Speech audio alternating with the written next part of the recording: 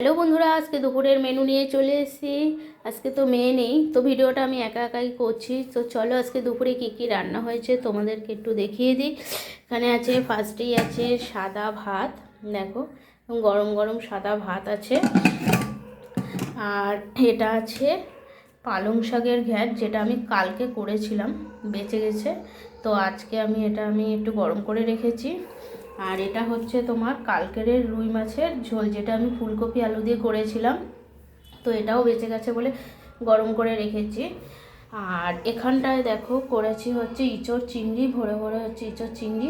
এই অফ সিজনে ইঁচড় চিংড়ি খেতে কিন্তু আমার খুব ভালো লাগে। কারা কারা অফ সিজনে ইঁচড় চিংড়ি খেতে ভালোবাসো কমেন্ট করে জানিও। দেখো কত সুন্দর হয়েছে কালারটা। আর এখানে হচ্ছে বোয়াল মাছের তেল ঝাল, দেখো বোয়াল মাছের তেল ঝালটাও কিন্তু খুব সুন্দর কালার হয়েছে।